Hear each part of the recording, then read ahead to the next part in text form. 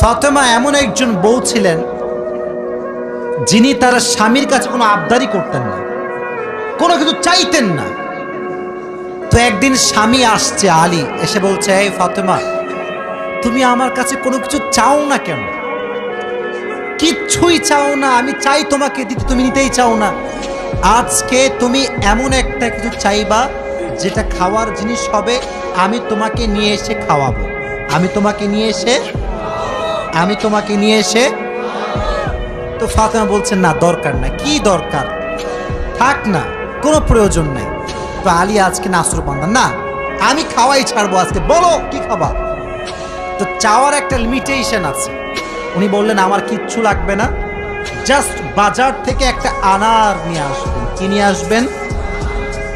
তো আলী রাদিয়াল্লাহু তাআলা আনহু বলছে, ঠিক আছে যাও, আমি যাচ্ছি, তোমার জন্য নিয়ে আসবো একটা আনার। বের হয়েছেন নেওয়ার জন্য। এই মনোযোগ দিয়ে শুনবেন হাদিসটা, খুব মনোযোগ দিয়ে। বাজার থেকে একটা আনার কিনেছেন, কিনে যখন বাসায় ব্যাক করবেন, হঠাৎ করে একজন গরিব মানুষ আসছে, সে বলছে, আলী, আজ 3 দিন যাবত আমার পেটে কোনো খানা নাই, আমি বড় হত দরিদ্র মানুষ, খুবই ক্ষুধার্ত মানুষ, তুমি কি আমাকে কিছু খাওয়াতে পারবা? আলী রাদিয়াল্লাহু তাআলা আনহু এতটা দান করার মেন্টালিটি ছিল, এতটা ভালো মানুষ ছিলেন, বইয়ের কথা ভুলে গিয়েছেন, ওই আনারটাও আল্লাহর রাস্তায় দান করে দিয়েছেন। তো যখন আনার মানে হচ্ছে ডালিম, ডালিম, ডালিম। ও আচ্ছা, না বুঝলে বলা যাবে, কোনো সমস্যা নাই। আনার মানে হচ্ছে, নগরে ডালিম আছে না নাই? তোমাদের নগরে একটা বড় বাজার আছে, বাজারটার নাম কি? হ্যাঁ, ওখানে দেখবা রাস্তার বাম পাশে সবগুলো বসে না, ফলের সব দেখবা, অনেক অনেক অনেক আপনার আঙ্গুর রাখা আছে, বেদানা রাখা আছে, আছে না নাই? আপনারা বেদানাও বলেন, ডালিমও বলেন। আচ্ছা, তুমি দান করে দিয়েছেন। তো যখন দান করে দিয়েছেন, হঠাৎ করে মাথায় আসছে, তো কার জন্য ছিল? ফাতেমার জন্য। বলেন, কার জন্য ছিল? তো মনটা খারাপ যে জীবনে বউ একবার চাইলো, তাও খাওয়াইতে পারলাম না, মানুষকে দিয়ে দিলাম। বাসায় আসছে, মনটা খুবই খারাপ। তো বউয়ের ভালোবাসা কাকে বলে খুব ভালো করে বুঝতেন।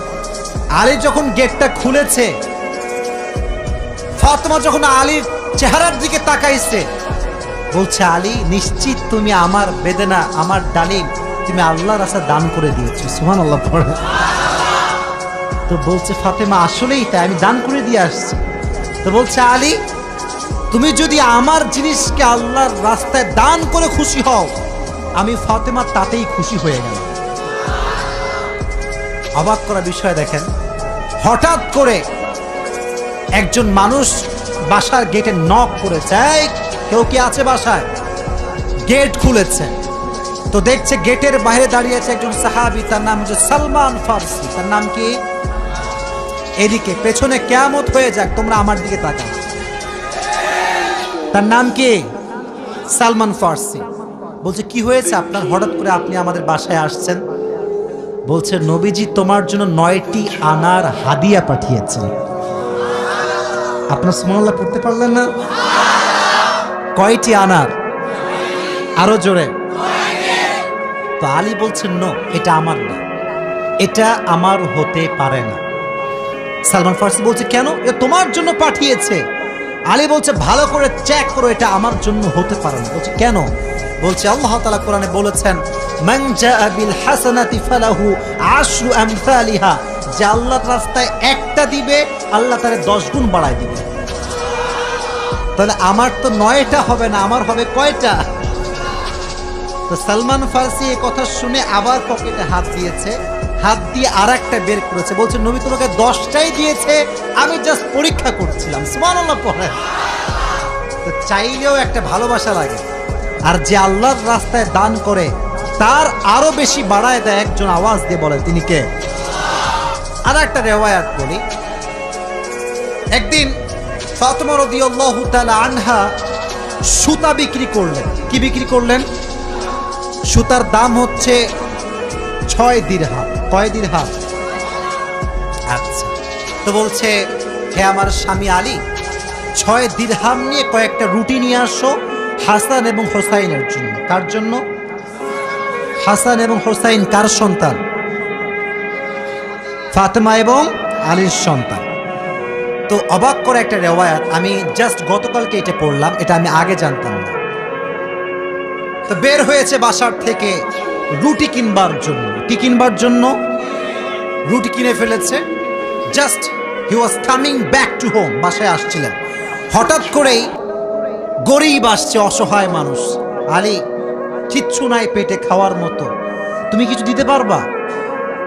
আলীর মনোমাইন্ড এতটা বড় ছিল, যা কিনতে গিয়েছিল ফ্যামিলির জন্য ওইটাও আল্লাহ রাস্তায় দান করে দিয়েছে। জোরে সোরে পড়ুন সুবহানাল্লাহ।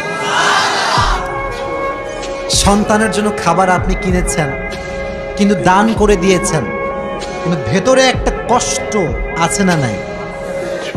দেখো এই যুবকেরা, প্লিজ প্লিজ লাফালাফি করো না, এদিকে আমার দিকে একদম স্থির হয়ে থাকো, চুপচাপ স্থির থাকো। কারণ নওগাঁর মানুষ তো এরা অভদ্র ঘরের সন্তান, এরা সব ভদ্র ঘরের সন্তান, ঠিক না? চুপচাপ থাকেন। তো যখন ফিরে আসবেন, হঠাৎ করে একজন লোক আসছে, এসে বলছে, আলী তুমি কি এই উটটা কিনবা? উট? বলেন কি? তো আলী বলছে, না ভাই, টাকা পয়সা নাই, কেনা সম্ভব না। তো বলছে, তোমাকে আমি এইটা এখন দিচ্ছি, তোমার যখন বিক্রি করার সুযোগ হবে তখন বিক্রি করবা, তোমার লাভ তুমি রাখবা, আর আমারটা আমাকে দিলেই হবে। তো আলী বলছে, ঠিক আছে দাও। জাস্ট উটটা নিয়েছে, উট নিয়ে বাসায় ব্যাক করবে, আবার আরেকজন আসছে, বলছে, ভাই এর দাম কত নেবেন বলেন? বলছে, ভাই আপনি দাম বলেন।